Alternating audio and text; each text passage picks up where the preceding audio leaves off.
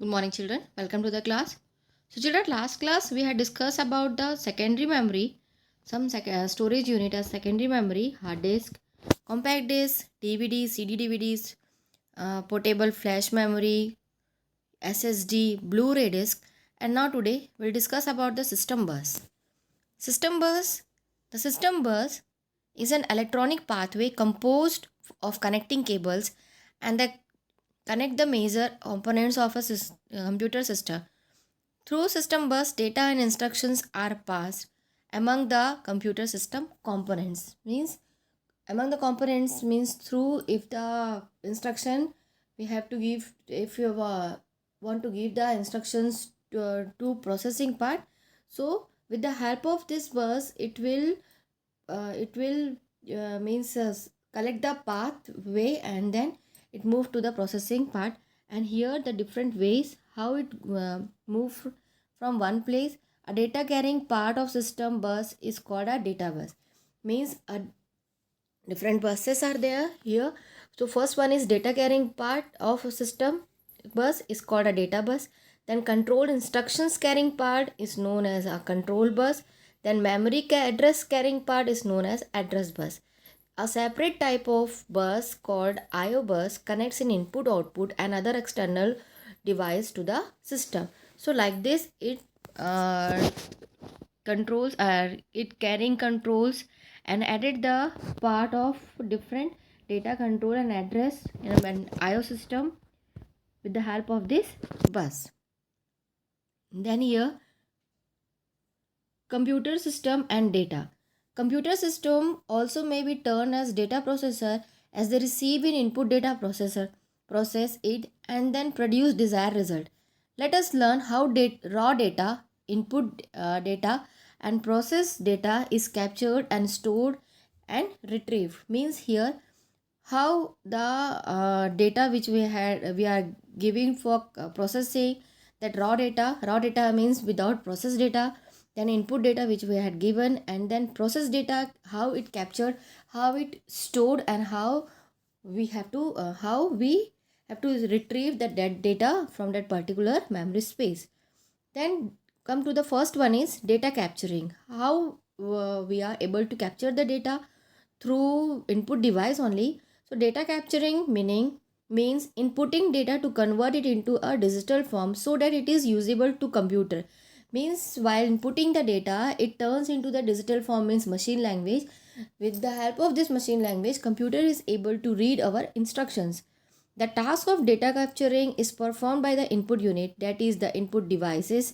For example, keyboard captures textual data, mouse captures pointer position, barcode readers capture the data stored in barcode sensor, also capture data by sensing the change in temperature, movement, disturbance in normal flow, etc. With the help of these input devices, it works in different form. And for example of input devices, keyboard, how it capture the data in the textual data, and then the mouse captures the position, then barcode capture the barcodes which is stored in that uh, particular product, like this. And then as types of data vary, so that the data capturing device, then how the data is stored. The captured data may be processed immediately or may be stored for processing at a later time. For this purpose, that is to store the captured data, digital storage device are used, which you may have already read in about storage device section. How the data is stored? In the form of digital only. The data is stored here. So two issue are related to data storage. How the issue are occurred in while data storage. First one is the data is generated at very high rates.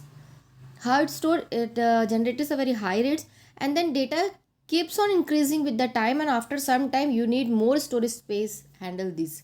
Keeps on it storing the all type of data, so it we need a more storage devices or more storage space. Then how to resolve this issue? High speed digital storage device are used these days.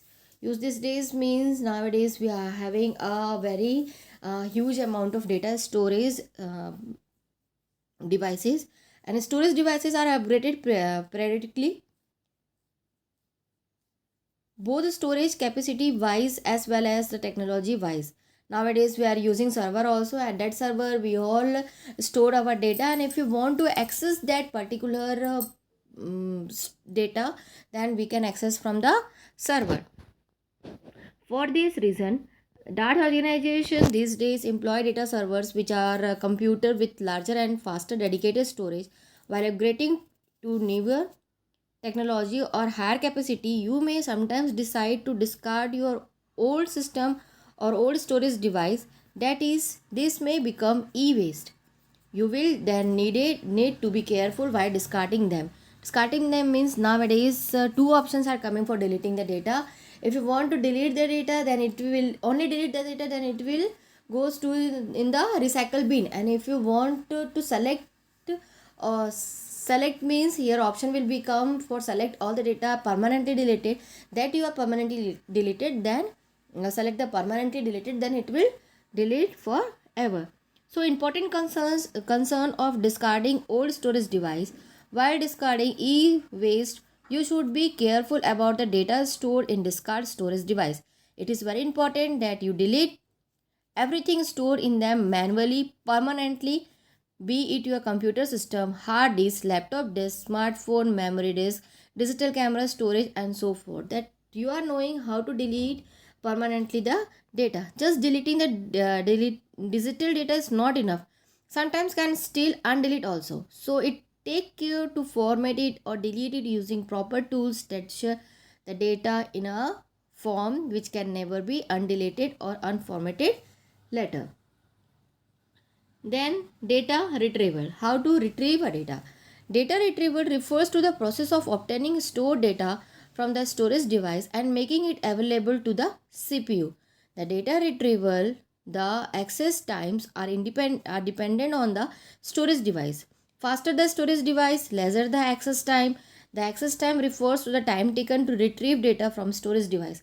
So how it retrieve the data by obtaining means it refers the process of obtaining stored data, means the storage device make it available, the storage device are available in the CPU, and from there we are able to retrieve our data. So and the access time are dependent on the storage device, how we access. If the for storage device are faster device, then lesser are the access time, means if you are able to access very fast, then it takes a very little time to access all the data there.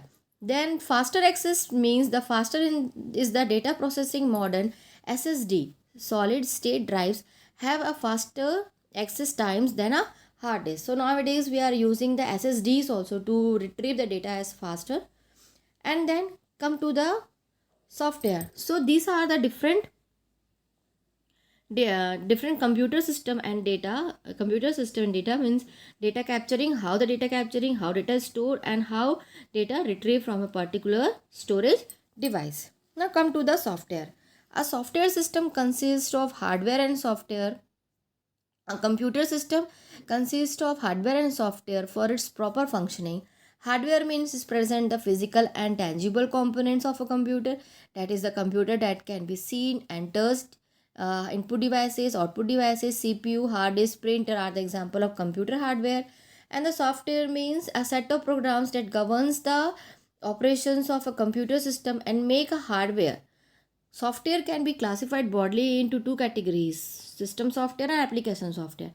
So in that system software, the operating system, language processors, system utilities, device drivers will come, and the operating system, you are knowing operating system operates the all part of our computer, like the hardware operating system means some components of that operating system, the hardware operating system, then applications programs also, then humanware means the users we are like this. So what is system software? System software that controls internal computer operations, while the reading data from the input device, transmits processes information to the output device, checking system components, converting data instruction to computer understandable form, etc., it is known as a system software. I mean, works all about inside the computer, which we want which we want and do the work with the help of IPO cycle. The system software is further classified in the following subcategories: operating system, language processor, system utilities, and device driver. So student, this topic will discuss in the next class. Thank you.